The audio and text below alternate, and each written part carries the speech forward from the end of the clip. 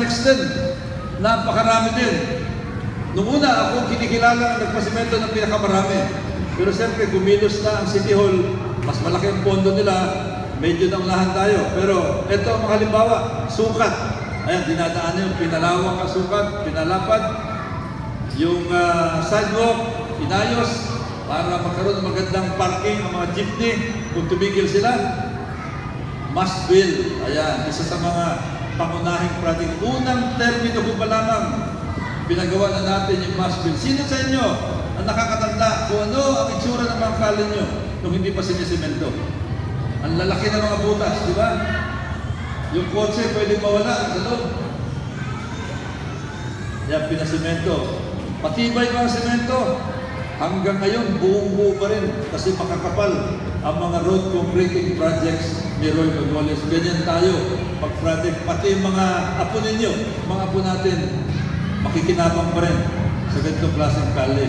Noong una, hirap na hirap ang mga tricycle sa loob ng Masville. Yan, sa Masville. Cultural Lane dito sa loob ng Port State. Lupena, ito, mahaba ito. Mas grabe pa ang Lupena nung una. Bukid talaga ito nung una. May bato, lupa, yung mga sasakyan, halos yung makapasok. Pinasemento natin yan. Ngayon, first class road ang Lupena. Itanong nyo sa mga kaibigan nyo dito sa Lupena. Reyes Compound, Circle Street, yan sa may Reyes. Mahaba mga Santa Cecilia, yan sa likod ng Jaca. Circle, Santa Cecilia, Fatima, San Pancracio, sa tabi ng San Antonio Church. Yung palengke San Antonio, kung pumunta kayo ron, lahat po ng sementadong kalye doon, proyekto ni Roy Magoles. Fatima Street, doon sa likod ng Jaca. Bay Street, yan sa may Port State. Sikong sa San Antonio, itong kalye nito, dito sa kabila, headline niya, project din ni Roy Magoles yan.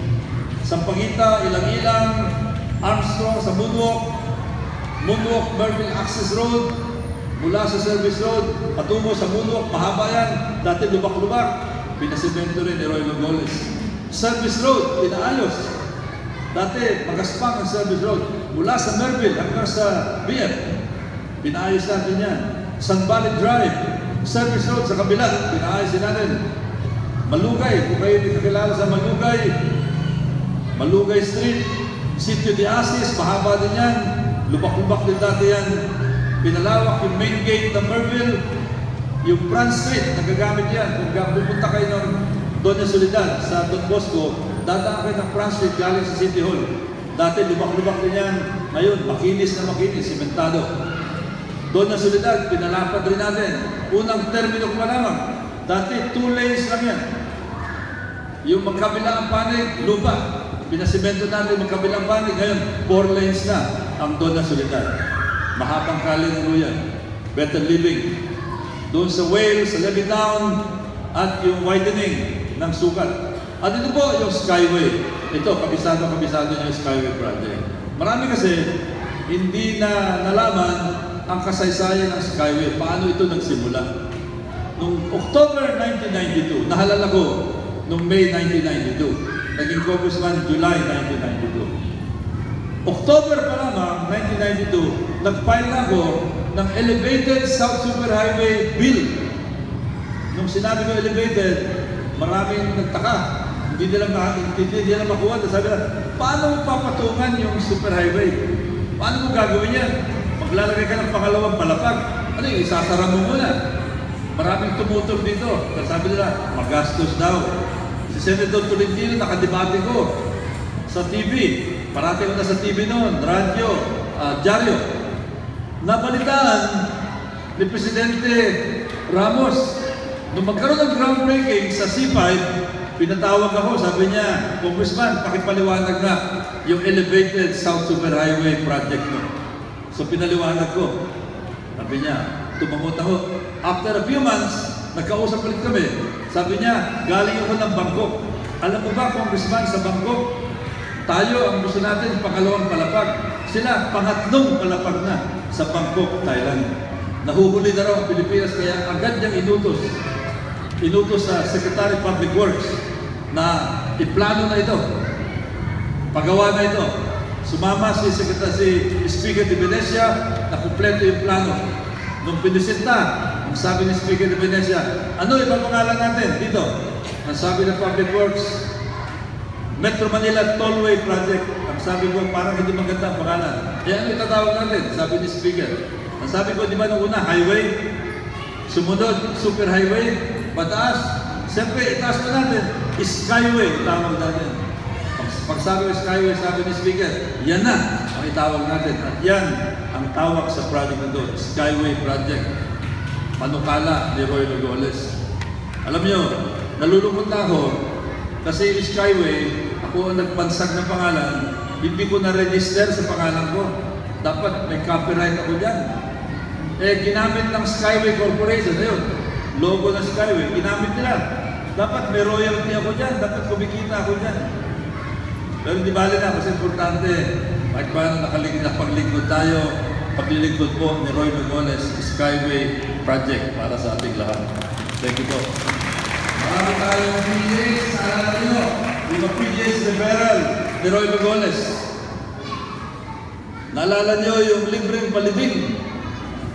Ilang beses ako dumalaw sa Masville, sa Silangan, sa Aratilis, para makiramay.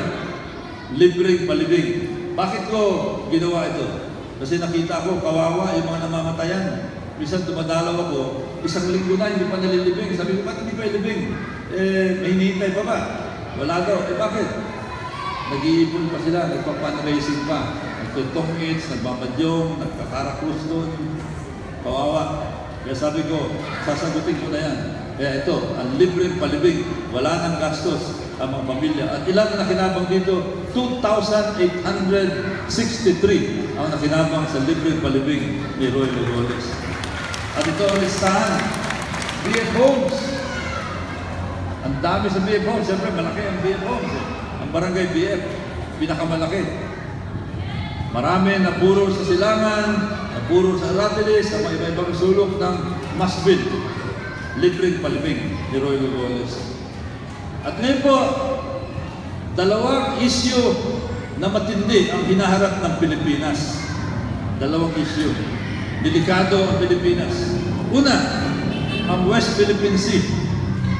Kinakamkam ng China ang 80% ng ating karagatan. Isipin niyo yan. Kayo, may lupa kayo. Kung may kumuha ng ibang tao, na kahit 10% man lamang ng lupa ninyo, matutuwa ba kayo? Ipaglalaban niyo ba? Siyempre, ni Roy Lugoles, pinapaglaban po ang West Philippine Sea. At kaya nga nagtatag tayo ng marcha, Movement and Alliance to Resist China's Aggression. Sana makasama kayo dito. Kasama tayo sa Citizens Movement para ipaglaban ang West Philippine Sea. At itong issue na ito ay hindi bago sa akin. Yun po, 1971. Kasama ako sa unang team na nagpunta sa Spratlys para magdala ng mga sundalo, mga armas, mga supplies, mga gamit sa Spratlys, sa mga isla natin doon. Andiyan ako yung nasa kanan. Bagong graduate pa lamang ako sa Naval Academy. Ito pa isang litrato habang nagdidiskarga kami ng mga gamit at mga sundalo. At ngayon, isa tayo sa mga nangunguna, pag mayroong rally, doon po sa Chinese Consulate, pinaglalaban natin yan. Kailangan yan. At ako'y natutuwa na kahit na wala ako sa pwesto, hindi man ako congressman, hindi ako sekretaryo, pero regular na ako iniimbita ng National Defense College of the Philippines para mag-lecture sa kanila kung ano ang aking mga naisip tungkol sa West Philippine Sea, tungkol sa South China. Siguro ko malaking karangalan yan. Nakikinig sa akin mga general, mga colonel ng Army, Navy, Air Force, mga kapitan. Roy Lugoles, pinakikinggan nila. Yan ang papel ni Roy Lugoles. At yan ang mga bagay na sigurado tatalakayin pa sa mga darating na kongreso, darating na panahon. At kailangan po na ang tatalakay doon ay mga tao nakakaintindi. Kung ako po ay palarin na makabalik sa kongreso, makakaasa kayo na ipagpapatuloy ko ang pagpaglaban. Thank you. Isa pang hamon, isa pang banta sa atin, climate change, nabanggit ko na. Tayo ang principal author ng Climate Change Act of 2009. Ano ibig sabihin ng climate change? Lumalakas ang bagyo. Ayan, Yolanda. Ang dami nasisira. Tumataas ang dagat. Maaring lumubog yung mga mabababang mga isla. Marami sa mga kababayan natin nakatira sa maliliit na isla. Ito ang mga komplikasyon ng climate change. Lumalakas ang buhos ng ulan. Alam niyo kasi pag mainit ang panahon, mas marami ang water vapor sa atmosphere. At pag bumuhos yan, bigla-bigla. At pag bigla ang buhos, nagbabaha din. Umiinit ang dagat. Carbon dioxide, bumapasok sa dagat, nasisira ang mga corals. Pag nasira ang mga corals, maaaring mamatay ang mga isda. Pag namatay ang mga isda, sino ang mapipisala? Tayo. Mababawasan yung pagkain natin. Kaya pinaglalaban natin yan. At para lalo kong maintindihan ang climate change, naintindihan ko na yan. Kasi siyempre ako nagpanukala. Pero gusto kong lalo maintindihan. Nag-aral pa ako. Itong habang bakante ako. Nag-aral ako ng mga kurso na formal, online, sa computer. 3 kurso. Global warming sa World Bank. Climate change, University of Melbourne sa Australia. At climate change ulit, University of British Columbia sa Canada. Kaya ngayon si Roy Lugones nagpakadalubhasa sa climate change. Kaya nakakatiyak ko na sa darating na panahon, tatalakayin pa na ito. Paano ba natin lalabanan ito? Paano na ililigtas yung mga tao? At sigurado sa Kongreso tatalakayin niya. Kung palarin si Roy Lugones, makabalik sa Kongreso, makakatiyak kayo na meron isang taong kwalipikado na tutulong para lalong palakasin ang ating pakikipaglaban sa climate change. Yan po. Pero hindi lang yan. Nag-project na sa solar. May solar tayo sa Ormoc, sa Mindanao.